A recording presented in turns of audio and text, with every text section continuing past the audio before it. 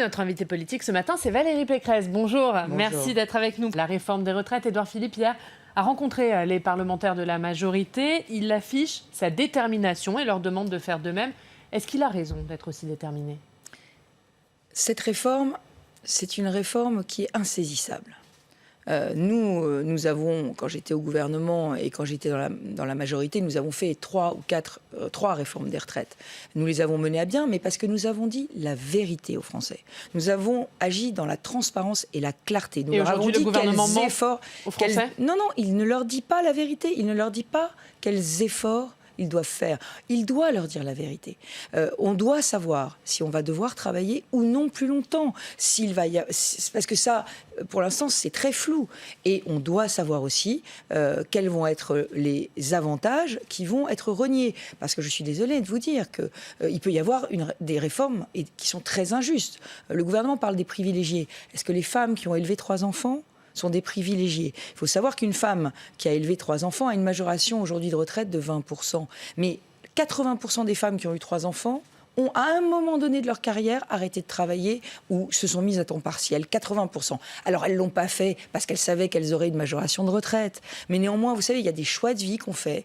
Et ces choix de vie, on les fait en fonction d'un environnement, en fonction de règles du jeu. Édouard Philippe devrait s'exprimer à l'issue du Conseil des ministres aujourd'hui. Est-ce que vous pensez justement qu'il va préciser enfin un certain nombre de choses ? Ou alors, est-ce qu'on va devoir attendre une quinzaine de jours pour avoir des annonces, comme le disait hier sur ce plateau Gilles Legendre, par exemple ? Franchement... C'est quoi ce tempo, en fait ? C'est maintenant ou il faut encore attendre ? Je vais vous dire, la logique, c'est qu'il y a des élections municipales en mars. Le gouvernement ferait mieux de gouverner la France plutôt que de faire de la petite tactique politicienne pour essayer d'avoir des bons résultats au municipal. Parce qu'en réalité, c'est ça qui est en jeu. C'est ce qu'ils sont en train de faire, vous pensez ? Je pense qu'il y a des arrière-pensées. Parce que Jean-Paul Delevoye, ça fait 2 ans qu'il travaille. Donc je pense qu'il a une copie à présenter. Le corps a donné les chiffres des déficits des retraites. Donc on a aujourd'hui sur la table l'essentiel du diagnostic.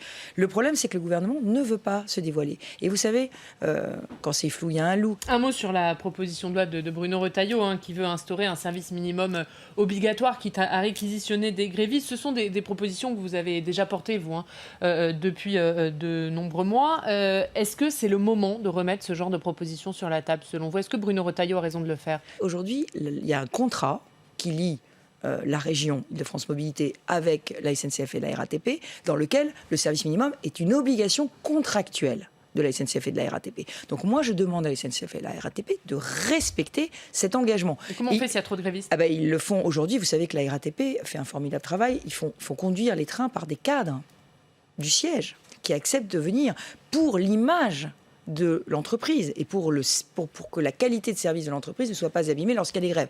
Donc il faut savoir qu'il y a un formidable travail qui est fait sur la base du volontariat pendant les grèves pour faire fonctionner le service minimum. Et moi, j'attends ce service minimum. Et si ce service minimum n'est pas fait, j'attends qu'on rembourse.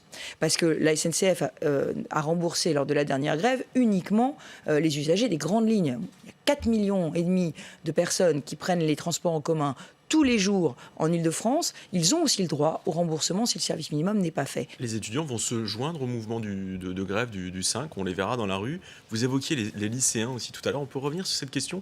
Vous pensez qu'il peut se passer quelque chose au niveau des lycéens, notamment en région parisienne ? Au moment des Gilets jaunes, qui se mobilisent à nouveau. Au moment des Gilets jaunes, j'ai eu la surprise de voir effectivement des mouvements lycéens sans revendication politique. Et ça, c'est une grande surprise. Parce que, normalement, lorsqu'il y a des mouvements dans les lycées, il y a toujours une réforme, un mot d'ordre politique, un mot d'ordre qui concerne les lycéens. Là, c'était la première fois qu'il n'y en avait pas. Ça veut dire quoi ? Ça veut dire qu'il y a des forces politiques qui, aujourd'hui, instrumentalisent les mouvements de jeunesse. Et ces forces politiques entraînent effectivement les jeunes, que ce soit les étudiants ou les lycéens, à se mobiliser aujourd'hui contre le gouvernement. Et même parfois sans mot d'ordre politique. C'est qui ces forces politiques ? Vous pouvez les citer ?